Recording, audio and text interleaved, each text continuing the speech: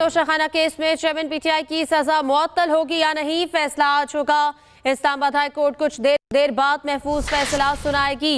गुज़िश्ता रोज समाअत मुकम्मल होने के बाद 2 रुकनी बेंच ने फैसला महफूज किया था। चेयरमैन पीटीआई की हमशीरा इल्मिया खान और उस्मा खान भी इस्लामाबाद हाई कोर्ट पहुंच गई हैं। तोशाखाना केस में चेयरमैन पीटीआई की सजा मुअत्तल होगी या नहीं, फैसला आज होगा। इस्लामाबाद हाई कोर्ट कुछ देर बाद ये महफूज किया गया फैसला सुनाएगी। गुज़िश्ता रोज समाअत मुकम्मल होने के बाद 2 रुकनी बेंच ने ये फैसला महफूज किया था। चेयरमैन पीटीआई की हमशीरा इल्मिया खान और उस्मा खान भी इस्लामाबाद हाई कोर्ट पहुंच चुकी हैं। तो इस्लामाबाद हाई कोर्ट कुछ देर बाद कल किया जाने वाला महफूज फैसला आज सुनाएगी। तोशाखाना केस के हवाले से चेयरमैन पीटीआई की सजा मुअत्तल होगी या नहीं, इस हवाले से फैसला आज होगा और कल ये फैसला महफूज किया गया। अब से कुछ देर बाद ये फैसला सुनाया जाएगा। फयाज महमूद से इस हवाले से तफसीलात लेंगे। फयाज, बताइएगा कब तक तवक्को है कि फैसला सुनाया जाएगा? जी देखिए, इस वक्त जो हमारे सोर्सेज हम हमें बता रहे हैं कि जो तहरीरी ऑर्डर है वो टाइप किया जा रहा है। जैसे ही वो काम मुकम्मल हो जाएगा तो उसके बाद अदालत कमरा अदालत में बैठकर इसके फैसले को अनाउंस कर देगी। इस्लामाबाद हाई कोर्ट के चीफ जस्टिस आमिर फारूक की सरबराही में 2 रुकनी बेंच ने इस केस का फैसला महफूज किया था, जो आज अब से कुछ देर बाद सुनाए जाने का इम्कान है।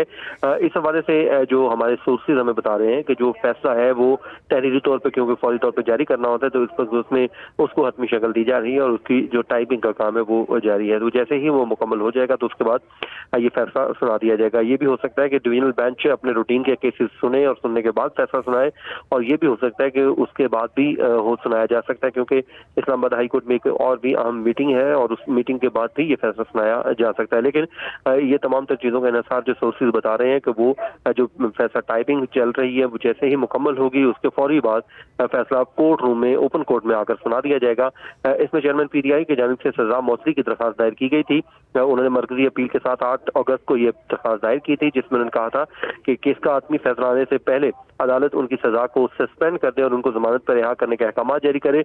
जब तक उनकी मरकजी अपील पर फैसला नहीं हो जाता, अदालत से इस्तदा की गई थी कि उनकी सजा सस्पेंड करके उनको जमानत पर रिहा करने के अहकाम जारी किए जाए, जिससे इलेक्शन कमीशन की जानिब से मुखालफत की गई थी और कहा था कि इसमें उनकी जो सस्पेंशन है उस पर जाने से पहले अदालत इसमें पब्लिक प्रोसिक्यूटर या रियासत पाकिस्तान को नोटिस जारी करे, क्योंकि मुजरिम जो है इस वक्त रियासत पाकिस्तान की कैद में है, तो रियासत को इसमें सुनवाई का मौका मिलना चाहिए। तो कल अदालत ने फैसला महफूज किया था, जो आज कुछ देर बाद सुनाया जाएगा। फयाज, कल क्या अदालत की जानिब से रिमार्क्स दिए गए थे?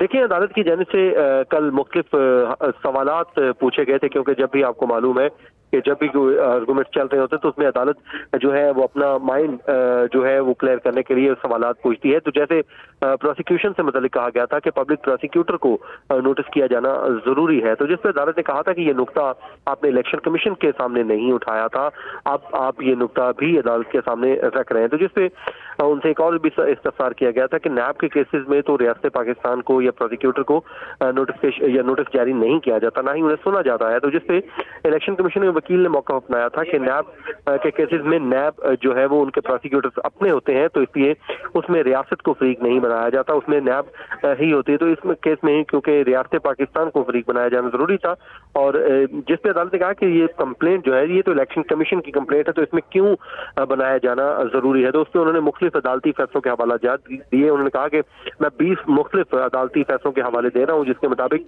रियासत पाकिस्तान को नोटिस करना जरूरी है, जिसपे उन्होंने ये भी मौक़िफ़ लिया था कि अदालत पहले इसी नुक्ते को तय करे, उसके बाद मैं आर्गूमेंट्स कर दूंगा जो सजा मौतली की दरखास्त है। लेकिन अदालत ने उनको हदायत की थी कि आप अपने आर्गूमेंट्स को जारी रखें, जिसके बाद उन्होंने सजा मौतली के मामले पर भी अदालत की मुआवनत की थी, और उसके बाद अदालत ने फैसला महफूज करते हुए कहा था कि आज ये फैसला सुनाया जाएगा, जो अब से कुछ ही देर बाद सुनाए जाने का इम्कान है।